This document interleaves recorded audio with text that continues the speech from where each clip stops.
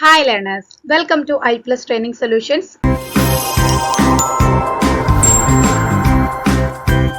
കേട്ടിട്ട് category 2 social സയൻസിന്റെ PYQ ഡിസ്കഷനിലേക്ക് എല്ലാവർക്കും സ്വാഗതം. ഞാൻ ഭവിഷ. നമ്മൾ കേട്ടിട്ട് കാറ്റഗറി 2ന്റെ സോഷ്യൽ സയൻസിലെ 2026 ഫെബ്രുവരിയിൽ നടന്നിട്ടുള്ള എക്സാമിന്റെ ക്വസ്റ്റ്യൻ പേപ്പർ ഡിസ്കഷൻ ആണ് ചെയ്തുകൊണ്ടിരിക്കുന്നത്. ആയതിലെ 4ാമത്തെ പാർട്ടാണ് നമ്മൾ ഇന്ന് ചെയ്യാനായിട്ട് പോകുന്നത്. അപ്പൊ ഇതിനോടകം ഡിസ്കസ് ചെയ്തിട്ടുള്ള ക്വസ്റ്റ്യൻസ് എല്ലാം തന്നെ നിങ്ങൾക്ക് ഹെൽപ്ഫുൾ ആയിട്ടുണ്ടാവുന്ന വിശ്വാസത്തോടെ നമുക്ക് ഇന്നത്തെ ഈ ഒരു സെഷനിലേക്ക് പോവാം. ഈ ഒരു പാർട്ടോട് കൂടിയിട്ട് നമ്മുടെ ഈ ക്വസ്റ്റ്യൻ പേപ്പർ ഡിസ്കഷൻ അവസാനിക്കുകയാണ്. അപ്പോ നമുക്ക് തുടങ്ങിയാലോ?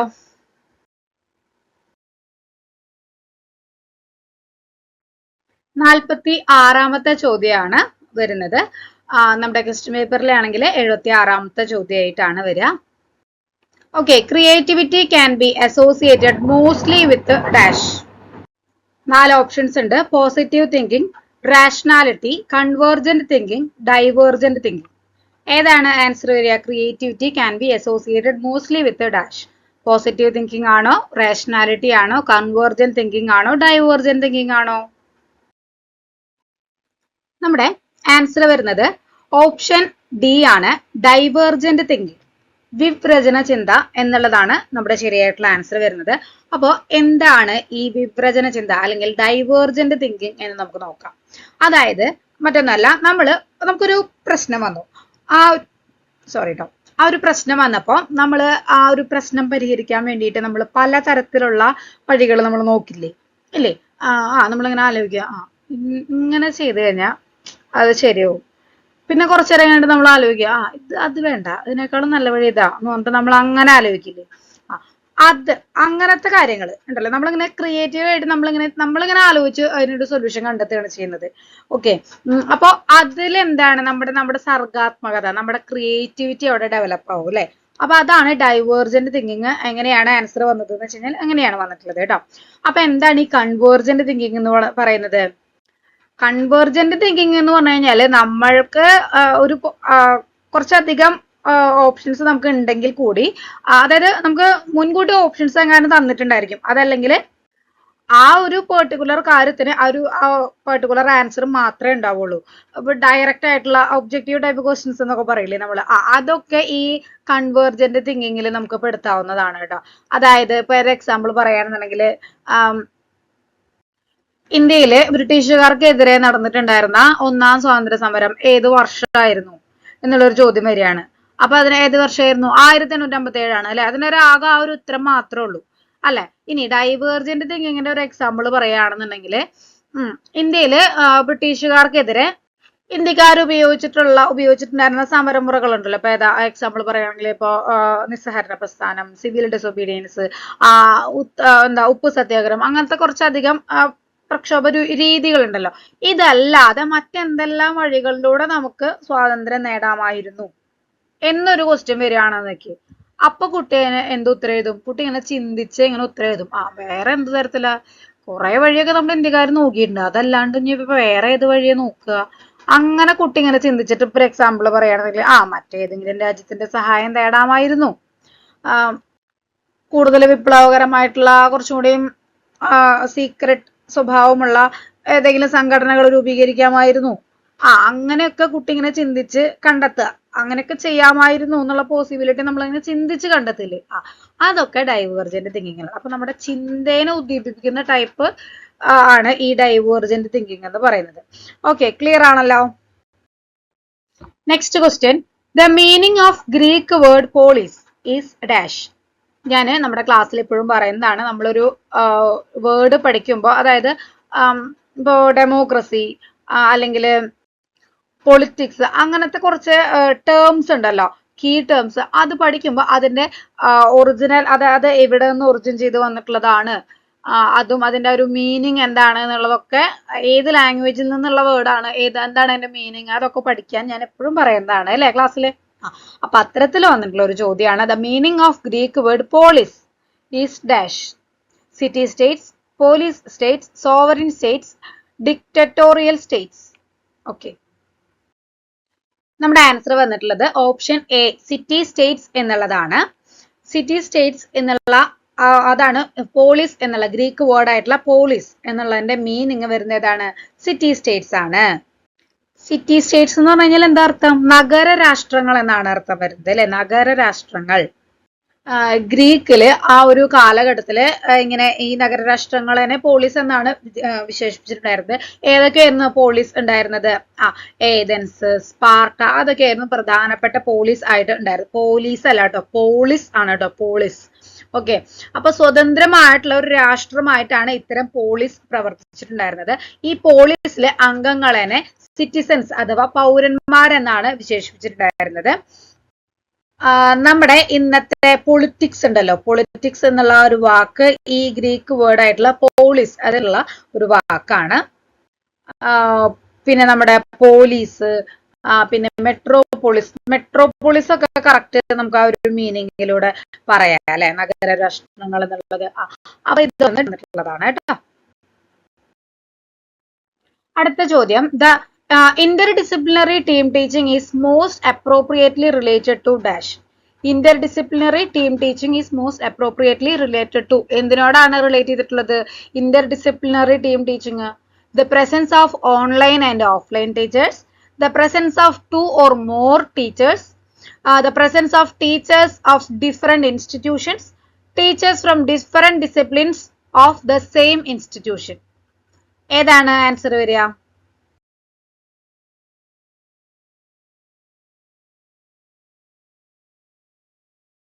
ആൻസർ വരുന്നത് ഓപ്ഷൻ ഡി ആണ്. Teachers from different disciplines of the same institution. ഒരേ സ്ഥാപനത്തിൽ തന്നെ പല ഡിസിപ്ലിൻസിൽ നിന്നുള്ള ടീച്ചേഴ്സ് പഠിപ്പിക്കുക, അതിനെയാണ് എന്ത് പറയുന്നത്? Inter disciplinary team teaching. Okay, അത് ഏറ്റവും കൂടുതൽ അപ്രോപ്രിയേറ്റ് ആവുന്നത്, റിലേറ്റഡ് ആവുന്നത് ഈ ഒരു ഓപ്ഷൻ ഡിയുമായിട്ടാണ്. അപ്പൊ എന്താണ് ഈ ഇന്റർ ഡിസിപ്ലിനറി ടീം ടീച്ചിങ് എന്ന് നമുക്ക് ജസ്റ്റ് ഒന്ന് പറയാം. അതായത് ഒരു ടോപ്പിക്കിനെ പറ്റിയിട്ട് അല്ലെങ്കിൽ പലതരം വിഷയങ്ങളെ പറ്റിയിട്ട് വ്യത്യസ്തമായ കാഴ്ചപ്പാടിലൂടെ ഇന്റർപ്രറ്റ് ചെയ്യാനായിട്ട് വിവിധ വിഷയങ്ങളിൽ നിന്നുള്ള ടീച്ചേഴ്സ് ഒത്തുചേർന്ന് പ്രവർത്തിക്കുന്ന ഒരു രീതിനെയാണ് നമ്മൾ എന്ത് പറയുന്നത്? ഇന്റർ ഡിസിപ്ലിനറി ടീം ടീച്ചിങ് എന്നതുകൊണ്ട് ഉദ്ദേശിക്കുന്നത്. ഒരു എക്സാമ്പിൾ പറയുകയാണെന്നുണ്ടെങ്കിൽ, ഒരു ജോഗ്രഫി മാഷ് ക്ലാസ് എടുക്കുകയാണ്. പ്രളയത്തെ കുറിച്ചിട്ട്, പ്രളയം കാരണം ഉണ്ടായിട്ടുള്ള നാശനഷ്ടങ്ങൾ, പ്രളയ സാധ്യതയുള്ള പ്രദേശങ്ങളെ കുറിച്ചിട്ട്, കേരളത്തിലെ നദികളുടെ ഒരു ഘടന, ഈ പ്രളയം വരാനായിട്ടുള്ള അല്ലെങ്കിൽ ഇത്തരത്തിലുള്ള പ്രകൃതി ദുരന്തങ്ങൾ വരാനായിട്ടുള്ള ഒരു ഭൂമിശാസ്ത്ര ഘടന, അങ്ങനത്തെ കാര്യങ്ങളൊക്കെ ഉണ്ടല്ലോ, അതിനെ കുറിച്ചിട്ട് ജോഗ്രഫിയിലത്തെ ഒരു അധ്യാപകൻ വിശദമായിട്ട് ക്ലാസ് എടുത്തു. ഇതേപോലെ തന്നെ മലയാളത്തിലത്തെ ഒരു സാറ് വന്നിട്ട് ക്ലാസ് എടുക്കുകയാണ്. ഈ പ്രളയം കാരണം മനുഷ്യൻ അനുഭവിച്ചിട്ടുള്ള കഷ്ടപ്പാട്, ദുരിതം, കാര്യങ്ങളൊക്കെ ഇങ്ങനെ ഓരോ കവികളും അല്ലെങ്കിൽ ഓരോ സാഹിത്യകാരന്മാരും എഴുതിയിട്ടുണ്ടാവില്ലേ. അപ്പൊ അതിലൂടെ മനസ്സിലാക്കാം ഈ പെർട്ടിക്കുലർ ഇൻസിഡന്റ് കൊണ്ട് എങ്ങനെ അതിന്റെ ഒരു ഇന്റൻസിറ്റി എത്രത്തോളം ഉണ്ടെന്നുള്ളത് നമുക്ക് ആ ഒരു കൃതികൾ വായിച്ചു കഴിഞ്ഞാൽ നമുക്ക് കുറച്ചുകൂടി മനസ്സിലാവും അല്ലേ. അപ്പൊ അങ്ങനെയാണ് ആ ഒരു ഇന്റർ ഡിസിപ്ലിനറി ടീം ടീച്ചിങ്. അതായത് അതങ്ങനെ കൊളാബറേറ്റ് ചെയ്തിട്ട് കുട്ടീനെ അതിന്റെ എല്ലാ ആസ്പെക്റ്റിൽ നിന്നും കുട്ടിക്ക് അതിന്റെ ആ ഒരു വിവരങ്ങളും വിശദാംശങ്ങളും മനസ്സിലാക്കി കൊടുക്കുക. അതാണ് ഈ ഇന്റർ ഡിസിപ്ലിനറി ടീം ടീച്ചിങ് എന്നതുകൊണ്ട് ഉദ്ദേശിക്കുന്നത്. അപ്പൊ ഒരേ ഇൻസ്റ്റിറ്റ്യൂഷനിൽ തന്നെ ഉള്ള പല ഡിസിപ്ലിനിൽ നിന്നുള്ള ടീച്ചേഴ്സ് കുട്ടീനെ പഠിപ്പിക്കാൻ വേണ്ടി വരിക.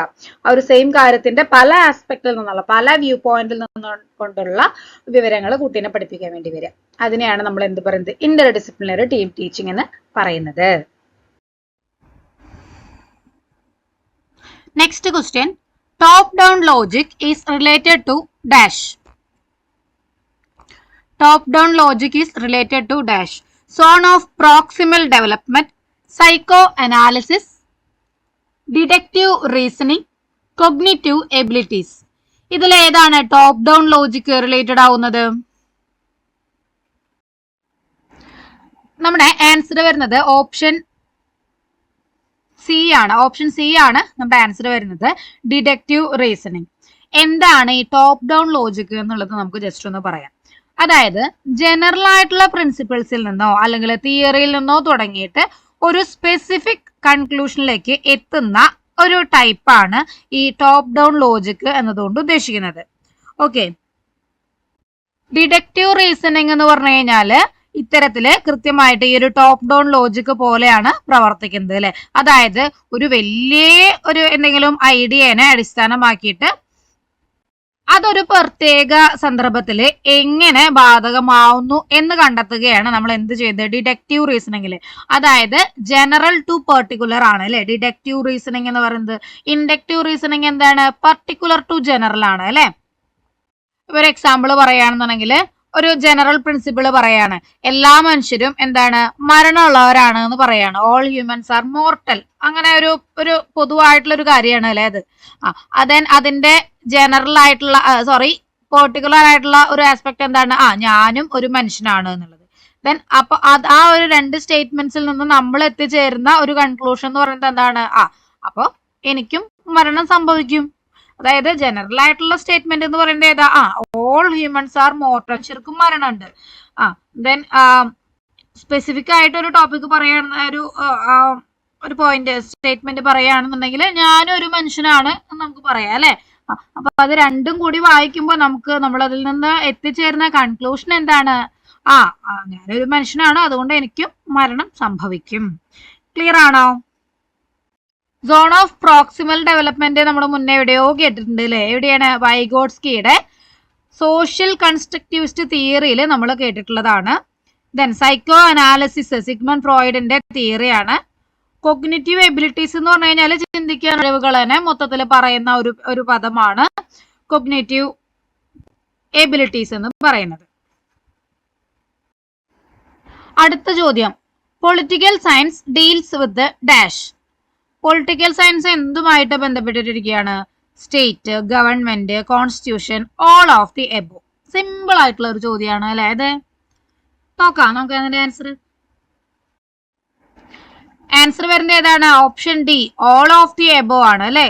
പൊളിറ്റിക്കൽ സയൻസ് എന്ന് പറയുമ്പോൾ അതിൽ സ്റ്റേറ്റ് വരും, കോൺസ്റ്റിറ്റ്യൂഷൻ വരും, ഗവൺമെന്റ് വരും അല്ലെ. അപ്പൊ ഇത് മൂന്നും പൊളിറ്റിക്കൽ സയൻസുമായിട്ട് ബന്ധപ്പെട്ടുള്ളതാണ്. That is why option D is the correct answer. Next ചോദ്യം, a teacher wants to introduce a topic on എൻവയോൺമെന്റൽ pollution through an inductive method. What should be the first step? അപ്പോൾ നമ്മൾ നേരത്തെ ഡിഡക്റ്റീവ് റീസണിങ് എന്താണ്, deductive എന്താണെന്നുള്ളത് പറഞ്ഞു. അതിന്റെ കൂടെ ഇൻഡക്റ്റീവിനെ കുറിച്ചിട്ടും ജസ്റ്റ് ഒന്ന് പറഞ്ഞിട്ടുണ്ടായിരുന്നു അല്ലെ നമ്മള്. അപ്പൊ ഇവിടെ ചോദിച്ചിട്ടുള്ള ചോദ്യം എന്താണ്, ഒരു ടീച്ചർക്ക് എൻവയോൺമെന്റൽ പൊല്യൂഷനെ കുറിച്ചിട്ടുള്ള ഒരു ടോപ്പിക് ഇൻട്രൊഡ്യൂസ് ചെയ്യണം. ഇൻഡക്റ്റീവ് മെത്തേഡിലൂടെ വേണം ഇൻട്രൊഡ്യൂസ് ചെയ്യാൻ. അപ്പൊ അതിനായിട്ട് ടീച്ചർ ആദ്യം എന്ത് കാണിക്കണം എന്നാണ് ചോദിച്ചിട്ടുള്ളത്. ഇൻഡക്റ്റീവ് മെത്തേഡ് ആണ് കേട്ടോ. Give a lecture on the topic, give a better definition on the topic, ask the student to read the chapter, show some pictures of pollution. ഏതാണ് ആൻസർ വരിക? നമ്മുടെ ആൻസർ വരുന്നത് ഓപ്ഷൻ ഡി ആണ്. അതായത് show some pictures of pollution, പൊല്യൂഷനെ സംബന്ധിച്ചിട്ടുള്ള കുറച്ച് ചിത്രങ്ങൾ കാണിക്കുക എന്നുള്ളത്. ഓക്കെ, അപ്പോൾ എന്താണ് ഇൻഡക്റ്റീവ് മെത്തേഡ് എന്നുള്ളത് നമുക്ക് ജസ്റ്റ് പറയാം. ഇത് ഒരു ബോട്ടം അപ്പ് അപ്രോച്ച് ആണ്. ഓക്കെ, നമ്മൾ ഡിഡക്റ്റീവ് പറഞ്ഞിട്ടുണ്ടായിരുന്നത് എന്താണ്, ടോപ്പ് ഡൗൺ ലോജിക് എന്നാ പറഞ്ഞിട്ടുണ്ടായിരുന്നത് അല്ലെ. അപ്പൊ ഇൻഡക്റ്റീവ് മെത്തേഡ് എന്താണ്, അതിന്റെ നേരെ തിരിച്ച്. ഇത് പലപ്പോഴും പല സ്റ്റുഡൻസിനും തമ്മിൽ തെറ്റിപ്പോവാറുള്ളതാണ്, നമ്മൾ തിരിഞ്ഞു പോകാറുള്ളതാണ്. ഇൻഡക്റ്റീവ് മെത്തേഡ് എന്താണ്, ബോട്ടം അപ്പ്, അടിയിൽ നിന്ന് മുകളിലേക്കുള്ള അപ്രോച്ച് ആണ്. അതായത് പ്രത്യേക ഉദാഹരണങ്ങൾ, ഒരു സ്പെസിഫിക് എക്സാമ്പിൾസിൽ നിന്ന് തുടങ്ങിയിട്ട് ഒരു ജനറൽ സ്റ്റേറ്റ്മെന്റിലേക്ക് അല്ലെങ്കിൽ ഒരു ജനറൽ പ്രിൻസിപ്പിളിലേക്കോ ഡെഫിനേഷനിലേക്കോ എത്തുന്ന ഒരു രീതിനെയാണ് നമ്മൾ എന്ത് പറയുന്നത്, ഇൻഡക്റ്റീവ് മെത്തേഡ് എന്ന് പറയുന്നത്. പർട്ടിക്കുലർ ടു ജനറൽ, അതാണ് ഇൻഡക്റ്റീവ് മെത്തേഡ്. അപ്പോ നമ്മുടെ ഓപ്ഷൻസ് നോക്കുകയാണെന്നുണ്ടെങ്കിൽ നിങ്ങൾക്ക് ചിലപ്പോൾ കൺഫ്യൂഷൻ വരാൻ സാധ്യതയുണ്ട്. അതായത് give a better definition on the topic എന്ന് വരാനായിട്ടുള്ള സാധ്യത, ഒരു ചെറിയൊരു കൺഫ്യൂഷൻ വരാൻ സാധ്യതയുണ്ട്. അത് ശരിക്കും ഇൻഡക്റ്റീവ് മെത്തേഡുമായിട്ട് ബന്ധപ്പെട്ടിട്ടുള്ള പോയിന്റ് തന്നെയാണ്. പക്ഷെ നമ്മളോട് ചോദിച്ചിട്ടുള്ളത് എന്താണ്, ഫസ്റ്റ് സ്റ്റെപ്പ് ഏതാണ് എന്നാണ് ചോദിച്ചിട്ടുള്ളത്. ഈ ബെറ്റർ ഡെഫിനേഷൻ കൊടുക്കുക എന്നുള്ളത് ഇൻഡക്റ്റീവ് മെത്തേഡുമായിട്ട് ബന്ധപ്പെട്ടുള്ളതാണെങ്കിൽ കൂടി അത് ഒരു എന്താ ലാസ്റ്റ് സ്റ്റേജ് ആയിട്ട് നമ്മൾ ചെയ്യേണ്ടതാണ് അല്ലെ, ഡെഫിനേഷൻ കൊടുക്കുക. അതായത് ആ ഒരു പെർട്ടിക്കുലർ ടോപ്പിക്ക് പഠിച്ചതിന്റെ ലാസ്റ്റ് നമ്മൾ ചെയ്യേണ്ട കാര്യമാണ്. ഇൻഡക്റ്റീവ് മെത്തേഡിൽ ഒരു ഡെഫിനേഷൻ കൊടുക്കുക എന്നുള്ളത് അതിന്റെ ഫൈനൽ സ്റ്റേജിൽ കൊടുക്കുന്ന ഒരു കാര്യമാണ്. ഓക്കെ, അപ്പൊ നമ്മുടെ ആൻസർ വരുന്നത് ഓപ്ഷൻ ഡി ആണ്. ഓക്കെ, അടുത്ത ചോദ്യം, which of the following is not an essential element of a state? ഒരു സ്റ്റേറ്റിന്റെ എസെൻഷ്യൽ എലമെന്റ് അല്ലാത്തത് ഏത് എന്നാണ് ചോദ്യം. Territory, people, sovereignty, democracy. 4 options ആണ് നമുക്ക് നൽകിയിട്ടുള്ളത്. ഇതിൽ ഏതാണ് ശരിയായിട്ടുള്ള ആൻസർ വരിക? നമുക്ക് ആൻസർ നോക്കാം. ആൻസർ വരുന്നത് ഓപ്ഷൻ ഡി, ഡെമോക്രസി ആണ്. ഒരു സ്റ്റേറ്റിന് വേണ്ടുന്ന അടിസ്ഥാന ഘടകങ്ങൾ എന്ന് പറയുന്നത് 4 എണ്ണമാണ്. അതിലൊന്ന് എന്ന് പറയുന്നത് പീപ്പിൾ അല്ലെങ്കിൽ പോപ്പുലേഷൻ, അതായത് ജനസംഖ്യ. രണ്ടാമത്തത് എന്താണ്? ടെറിട്ടറി ആണ്. ദെൻ അടുത്തത് ഗവൺമെന്റ് ആണ്. പിന്നെ വേണ്ടത് സോവറിനിറ്റി ആണ്. ഓക്കെ, അപ്പൊ എന്തുകൊണ്ട് ജനാധിപത്യം അവിടെ വന്നിട്ടില്ല? ജനാധിപത്യം എന്ന് പറയുന്നത് എന്താണ്? ഒരു ഗവൺമെന്റ് ഏതെങ്കിലും ഒരു രീതിയിൽ അവിടെ ഭരിച്ചാൽ മതി. അതിപ്പോ ഡെമോക്രസി തന്നെ വേണമെന്നില്ല. ഒളിഗാർക്കി ആവാം, മൊണാർക്കി ആവാം, ഓട്ടോക്രസി ആവാം, ഡിക്റ്ററ്റർഷിപ്പ് ആവാം. ഇതിൽ ഏതെങ്കിലും ഒന്നും ആവാം, അല്ലേ? അപ്പോ ജനാധിപത്യം വേണമെന്ന് നിർബന്ധമില്ല.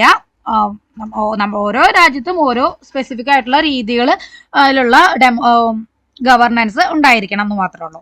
അപ്പൊ ജനസംഖ്യ, അതായത് പീപ്പിൾ, ടെറിട്ടറി, ഗവൺമെന്റ്, സോവറിനിറ്റി, ഇത് 4 എണ്ണമാണ് ഒരു സ്റ്റേറ്റിന് ഉണ്ടായിരിക്കേണ്ട 4 ബേസിക് ആയിട്ടുള്ള ഘടകങ്ങൾ. ഓക്കെ, അടുത്ത ചോദ്യം. The software used to find out the distance between 2 places. 2 സ്ഥലങ്ങൾ തമ്മിലുള്ള ഡിസ്റ്റൻസ് കണ്ടുപിടിക്കാനായിട്ട് സഹായിക്കുന്ന സോഫ്റ്റ്വെയർ ഏത് എന്നാണ് ചോദ്യം. Marble, Stellarium, സെലഷ്യ, സൊറ്റേറോ. 4 ഓപ്ഷൻസിൽ ഏതാണ് ശരിയായിട്ടുള്ള ആൻസർ വരുന്നത്? ഓപ്ഷൻ എ, മാർബിൾ ആണ് നമ്മുടെ ശരിയായിട്ടുള്ള ആൻസർ വരുന്നത്. മാർബിൾ എന്ന് പറയുന്നത് ഒരു വെർച്വൽ ഗ്ലോബ് ആണ്. വേൾഡ് മാപ്പ് കാണാനും 2 സ്ഥലങ്ങൾ തമ്മിലുള്ള ഒരു ദൂരം അളക്കാനും ഒക്കെ സഹായിക്കുന്ന ഒന്നാണ് ഈ മാർബിൾ എന്ന് പറയുന്ന സോഫ്റ്റ്വെയർ. ഓക്കെ, മറ്റു ഓപ്ഷനുകളിലേക്ക് പോവുകയാണെന്നുണ്ടെങ്കിൽ സ്റ്റെലേറിയം എന്ന് പറയുന്നത് നക്ഷത്രങ്ങളെയും അതുപോലെ തന്നെ ഗ്രഹങ്ങളെയും നമുക്ക് ഒബ്സർവ് ചെയ്യാനായിട്ട് ഉപയോഗിക്കുന്ന ഒരു പ്ലാനറ്റോറിയം സോഫ്റ്റ്വെയർ ആണ് സ്റ്റെലേറിയം എന്ന് പറയുന്നത്. സെലസ്റ്റിയ എന്ന് പറയുന്നത് സ്പേസിനെ കുറിച്ചിട്ടും നമ്മുടെ ബഹിരാകാശത്തെ കുറിച്ചിട്ടും ദെൻ സൗരയൂഥത്തിനെ കുറിച്ചിട്ടും ഒക്കെ പഠിക്കാനും അതിൻ്റെ ഒരു 3D മോഡലിൽ കാണാനും ഉപയോഗിക്കുന്ന ഒരു സോഫ്റ്റ്വെയർ ആണ്. ഇനി സൊറ്റേറോ എന്ന് പറയുന്നത് ഗവേഷണ പ്രബന്ധങ്ങൾ തയ്യാറാക്കുമ്പോൾ അതിൻ്റെ സൈറ്റേഷൻസ് ഒക്കെ സൂക്ഷിച്ചു വെക്കാനും അത് അറേഞ്ച് ചെയ്യാനൊക്കെ ക്രമീകരിക്കുന്ന അല്ലെങ്കിൽ അതിനൊക്കെ സഹായിക്കുന്ന ഒരു ടൂളാണ് സൊറ്റേറോ. ഓക്കെ, അടുത്ത ചോദ്യം. Which one is not included in the knowledge dimension based on the revised taxonomy of Bloom? ബ്ലൂമിന്റെ റിവൈസ്ഡ് ടാക്സോണമിയിൽ ഇൻക്ലൂഡഡ് ആവാത്തത് ഏത് എന്നാണ് ചോദിച്ചിട്ടുള്ളത്. Which one is not included in the knowledge dimension. Knowledge ഡയമെൻഷനിൽ ഇൻക്ലൂഡഡ് ആവാത്തത് ഏത് as per revised Bloom's taxonomy? Basic knowledge, factual knowledge, procedural knowledge, metacognitive knowledge. ഏതാണ് ആൻസർ വരിക? റിവൈസ്ഡ് ബ്ലൂംസ് ടാക്സോണമി പ്രകാരമാണ് കേട്ടോ. യെസ്, ശരിയായിട്ടുള്ള ആൻസർ വരുന്നത് ഓപ്ഷൻ എ, ബേസിക് നോളജ് എന്നുള്ളതാണ്. അപ്പോൾ റിവൈസ്ഡ് ബ്ലൂംസ് ടാക്സോണമി പ്രകാരം നോളജ് ഡയമെൻഷനിൽ ഇൻക്ലൂഡഡ് ആവുന്ന 3 വിഭാഗങ്ങൾ എന്ന് പറയുന്നത്, ഒന്ന് ഫാക്ച്വൽ നോളജ് ആണ്. അതായത് വസ്തുതാപരമായിട്ടുള്ള ഒരു അറിവ്, അതിനെയാണ് ഫാക്ച്വൽ നോളജ് എന്ന് പറയുക. അതിൽ പെടുന്നതാണ് ഈ ബേസിക് നോളജ് എന്ന് പറയുന്നത്. ദെൻ അടുത്തതാണ് കൺസെപ്ച്വൽ നോളജ്. കൺസെപ്ച്വൽ നോളജ് എന്ന് പറഞ്ഞു കഴിഞ്ഞാൽ എന്താണ്? ആശയപരമായിട്ടുള്ള അറിവ്. അതായത് ഈ ക്ലാസിഫിക്കേഷൻസ്, പ്രിൻസിപ്പിൾസ്, തിയറീസ് എന്നിവയെ കുറിച്ചിട്ടുള്ള ഒരു നോളജ്. അടുത്തതാണ് പ്രൊസീഡ്യൂറൽ നോളജ്, അതായത് പ്രക്രിയാപരമായ അറിവ്. ഓരോരോ കാര്യങ്ങൾ എങ്ങനെ ചെയ്യാം എന്നതിനെ കുറിച്ചിട്ടുള്ള ഒരു അറിവ്. അതായത് ഓരോ മെത്തേഡ്സ്, ഓരോ ടെക്നോളജികൾ എങ്ങനെയൊക്കെ നമുക്ക് യൂസ് ചെയ്യാം അതിനെ കുറിച്ചിട്ടുള്ള, അതായത് ഓരോ പ്രൊസീജിയറിന്റെ പരമായിട്ടുള്ള അറിവ്. അടുത്തതാണ് മെറ്റാകോഗ്നിറ്റീവ് നോളജ്. മെറ്റാകോഗ്നിറ്റീവ് നോളജ് എന്ന് പറഞ്ഞു കഴിഞ്ഞാൽ എന്താണ്? അതായത് നമ്മുടെ ഒരു സ്വന്തം ചിന്തേനെയോ അല്ലെങ്കിൽ നമ്മുടെ പഠനത്തെയോ കുറിച്ചിട്ടുള്ള നമ്മുടെ ഒരു അറിവ്, അതാണ് മെറ്റാകോഗ്നിറ്റീവ് നോളജ് എന്ന് പറയുന്നത്. The next question. Combination of traditional teaching with e-learning is called dash. Synchronous learning, blended learning, distance learning, computer assisted learning. ഏതാണ് combination of traditional teaching with e-learning? Traditional ടീച്ചിങ്ങിനെ e-learningുമായിട്ട് കമ്പൈൻ ചെയ്യുമ്പോൾ പറയുന്ന പേരെന്താണെന്നാണ് ചോദ്യം. Option B ആണ് ശരിയായിട്ടുള്ള answer. Option B blended learning ആണ് ശരിയായിട്ടുള്ള ആൻസർ വരുന്നത്. മറ്റ് ഓപ്ഷൻസ് നോക്കുകയാണെന്നുണ്ടെങ്കിൽ എന്താണ് സിങ്ക്രോണസ് ലേണിംഗ് എന്ന് പറയുന്നത്? ഒരു ടീച്ചറും സ്റ്റുഡൻറ്റും ഒരേ സമയം ഒരേ ഓൺലൈൻ പ്ലാറ്റ്ഫോമിൽ ഒത്തുചേർന്ന് നടത്തുന്ന ഒരു സ്റ്റഡി ഉണ്ടല്ലോ, അതിനെയാണ് നമ്മൾ സിങ്ക്രോണസ് ലേണിംഗ് എന്ന് പറയുന്നത്. അതായത് ലൈവ് ക്ലാസ്സുകളൊക്കെ ഉണ്ടല്ലോ, ഓൺലൈനിൽ ലൈവ് ക്ലാസ്സുകൾ, അതൊക്കെ സിങ്ക്രോണസ് ലേണിംഗ് ആണ്. ഇനി ഡിസ്റ്റൻസ് ലേണിംഗ് എന്ന് പറഞ്ഞു കഴിഞ്ഞാൽ എന്താണ്? വിദൂര വിദ്യാഭ്യാസം അല്ലെ. അതായത് അധ്യാപകനും വിദ്യാർത്ഥിയും ഒക്കെ ഫിസിക്കലി ഒരിടത്തില്ലെങ്കിലും ഓൺലൈൻ വഴിയോ അല്ലെങ്കിൽ മറ്റ് ഓൺലൈൻ ആയിട്ടുള്ള മെറ്റീരിയൽസ് വഴിയോ അല്ലെങ്കിൽ എന്താ ഫിസിക്കലായിട്ടുള്ള മെറ്റീരിയൽസ് നമുക്ക് കിട്ടി നമ്മൾ ഈ ഡിസ്റ്റൻസ് എഡ്യൂക്കേഷൻ എന്നൊക്കെ പറയില്ലേ, അതന്നെ. ഇനി കമ്പ്യൂട്ടർ അസിസ്റ്റഡ് ലേണിംഗ് എന്ന് പറഞ്ഞു കഴിഞ്ഞാൽ കമ്പ്യൂട്ടറുകളുടെ സഹായത്തോടെ മാത്രം നടത്തുന്ന പഠനമാണ് കമ്പ്യൂട്ടർ അസിസ്റ്റഡ് ലേണിംഗ്. നമ്മുടെ ആൻസർ വരുന്നത് ഏതാണ്? അതായത് ട്രഡീഷണൽ ക്ലാസ് റൂം ടീച്ചിങ്ങും e-learningും മിക്സ് ചെയ്തുകൊണ്ടുള്ള, കമ്പൈൻ ചെയ്തുകൊണ്ടുള്ള പഠന രീതിനെയാണ് ചോദിച്ചിട്ടുള്ളത് അല്ലെ. അത് ബ്ലെൻഡഡ് ലേണിംഗ് ആണ് കേട്ടോ. അടുത്ത ചോദ്യം, which among the following TLM, teacher learning material ആണ് TLM എന്ന് പറയുന്നത് കേട്ടോ, is the most useful for locating A place. ഒരു പ്ലേസ് ലൊക്കേറ്റ് ചെയ്യാനായിട്ട് ഏറ്റവും സ്യൂട്ടബിൾ ആയിട്ടുള്ള ടീച്ചിങ് ലേണിംഗ് മെറ്റീരിയൽ ഏത് എന്നാണ് ചോദ്യം. Globe, world map, atlas, relief map. ഏതായിരിക്കും ആൻസർ വരുന്നത്? ആൻസർ വന്നിട്ടുള്ളത് ഓപ്ഷൻ സി അറ്റ്ലസ് എന്നുള്ളതാണ്. നമുക്ക് ഇവിടെ ചിലപ്പോൾ ഗ്ലോബും ആൻസർ ആയിട്ട് വരാനുള്ള സാധ്യതയുണ്ട്. കാരണം നമുക്ക് ഗ്ലോബും നമുക്ക് ഇത്തരത്തില് പ്ലേസുകൾ ലൊക്കേറ്റ് ചെയ്യാം, അതായത് അക്ഷാംശ രേഖാംശത്തിന്റെ ഒക്കെ അടിസ്ഥാനത്തിൽ പ്ലേസുകൾ ലൊക്കേറ്റ് ചെയ്യാനായിട്ട് നമുക്ക് ഗ്ലോബും യൂസ് ചെയ്യാവുന്നതാണ് അല്ലെ. അപ്പോൾ ഇവിടെ ആൻസർ നമ്മുടെ പ്രൊവിഷണൽ ആൻസർ കീയില് ആൻസർ കൊടുത്തിട്ടുള്ളത് ഏതാണ്? ഓപ്ഷൻ സി അറ്റ്ലസ് എന്നുള്ളതാണ്. അപ്പൊ നമുക്ക് ഓപ്ഷൻ സിയുടെ കൂടെ തന്നെ പോവാം. ഓപ്ഷൻ സി തന്നെയായിരിക്കും ആൻസർ വരുന്നത്. അതായത് ഗ്ലോബും അറ്റ്ലസും തമ്മിൽ നമ്മൾ ഇങ്ങനെ കമ്പയർ ചെയ്യുമ്പോൾ ഗ്ലോബിൽ ഒരു ചെറിയ സ്ഥലത്തെ വളരെ വിശദമായിട്ട് കാണിക്കാൻ കുറച്ച് ബുദ്ധിമുട്ടാണ് അല്ലെ. എന്നാൽ അറ്റ്ലസിൽ ഒരു സ്ഥലത്തെ വ്യത്യസ്ത സ്കെയിലുകളിൽ മാപ്പുകളായിട്ട് കാണാൻ നമുക്ക് പറ്റും. അപ്പൊ അതുകൊണ്ട് ലൊക്കേറ്റിംഗ് എ പ്ലേസ് എന്നുള്ളത് അറ്റ്ലസിൽ കുറച്ചുകൂടി കംഫർട്ടബിൾ ആവുന്നതാണ് അല്ലെ. Next question, telling a related interesting social news before addressing the real topic is related to dash. അതായത് യഥാർത്ഥ പാഠഭാഗം അവതരിപ്പിക്കുന്നതിന് മുമ്പ് പ്രസക്തവും രസകരവുമായിട്ടുള്ള ഒരു സാമൂഹ്യ വാർത്ത അവതരിപ്പിക്കുന്നത് ഏതുമായി ബന്ധപ്പെട്ടിരിക്കുന്നു? Law of readiness, law of exercise, law of effect, law of analogy. പഠന സന്നദ്ധതാ നിയമം, ആവർത്തന നിയമം, പരിണാമ നിയമം, അനലോഗി നിയമം. ഏതാണ് ആൻസർ വരിക? Option A law of readiness, സന്നദ്ധതാ നിയമമാണ് ശരിയായിട്ടുള്ള ആൻസർ വരുന്നത്. ഈ സന്നദ്ധതാ നിയമം അല്ലെങ്കിൽ ലോ ഓഫ് റെഡിനെസ് എന്ന് പറയുന്നത് എവിടെയാണ് നമ്മൾ മുന്നേ പഠിച്ചിട്ടുള്ളത്? എഡ്വേർഡ് തൊണ്ടേക്കിന്റെ ലേണിംഗ് തിയറികളിലെ ഒന്നാണ് ലോ ഓഫ് റെഡിനെസ് എന്ന് പറയുന്നത് അല്ലെ. അതായത് ഒരു പുതിയ പോർഷൻ കുട്ടികളെ പഠിപ്പിക്കുന്നതിന് മുൻപ് കുട്ടികളെ മെന്റലി അതിലേക്ക് തയ്യാറെടുപ്പ്, അത് പഠിക്കാൻ വേണ്ടി മെന്റലി അവരെ ഒന്ന് തയ്യാറാക്കുക. അതാണ് ഇതിന്റെ ഒരു ബേസിക് എന്ന് പറയുന്നത്, ഈ ലോ ഓഫ് റെഡിനെസിന്റെ ബേസിക് എന്ന് പറയുന്നത്. അപ്പോൾ അതുകൊണ്ട് തന്നെ ഒരു പാഠഭാഗം തുടങ്ങുന്നതിന് മുമ്പ് അതുമായിട്ട് ബന്ധപ്പെട്ടിട്ടുള്ള ഇൻട്രസ്റ്റിംഗ് ആയിട്ടുള്ള വാർത്തകളോ അല്ലെങ്കിൽ എന്തെങ്കിലും കഥകളോ ഒക്കെ പറയുന്നത് കുട്ടികളിൽ ആ ഒരു പെർട്ടിക്കുലർ ടോപ്പിക് പഠിക്കാനുള്ള ഒരു ക്യൂരിയോസിറ്റിയും ആ ഒരു റെഡിനെസ്സും കൊണ്ടുവരാനായിട്ട് ഹെൽപ്പ് ചെയ്യും എന്നാണ് പറയുന്നത്. മറ്റു ഓപ്ഷനുകളിലേക്ക് പോവുകയാണെന്നുണ്ടെങ്കിൽ ലോ ഓഫ് എക്സസൈസ്. എന്താണ് ലോ ഓഫ് എക്സസൈസ് എന്ന് പറയുന്നത്? ഒരു കാര്യം വീണ്ടും വീണ്ടും ആവർത്തിച്ച് ചെയ്യുന്നതിലൂടെ ആ ഒരു പഠനം ഇംപ്രൂവ് ചെയ്യാനായിട്ട് പറ്റും. അതാണ് ലോ ഓഫ് എക്സസൈസ് എന്ന് പറയുന്നത്. ലോ ഓഫ് ഇഫക്റ്റ്, ഫല നിയമം. എന്താണ് ലോ ഓഫ് ഇഫക്റ്റ് എന്ന് പറയുന്നത്?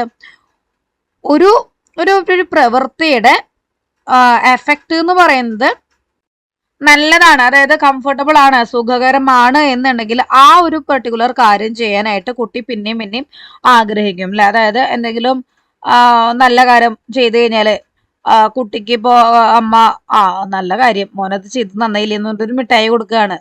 അങ്ങനെയാണെങ്കിൽ കുട്ടിക്ക് ആ ഒരു കാര്യം പിന്നെയും ഇപ്പൊ വീട്ടില് ചെടികൾ നനയ്ക്കുകയാണ് കുട്ടി. അപ്പൊ കുട്ടികൾ ചെടികൾ നനച്ചതില് സന്തോഷമായിട്ട് അമ്മ കുട്ടിക്ക് എന്തെങ്കിലും പ്രത്യേകം പാപ്പ് ഉണ്ടാക്കി കൊടുത്തു. നീ ഇന്ന് ചെടി നനച്ചൂലേ എന്ന് പറഞ്ഞിട്ട് അമ്മ കുട്ടിക്ക് ഉണ്ടാക്കി കൊടുത്തു, അല്ലെങ്കിൽ ഒരു മിഠായി കൊടുത്തു. അപ്പൊ കുട്ടിക്ക് എന്താ സന്തോഷമായി അല്ലേ. അപ്പൊ എന്നാ നാളെ ഞാൻ ചെടി നനയ്ക്കാം, അങ്ങനെ കുട്ടിക്ക് തോന്നും അല്ലെ.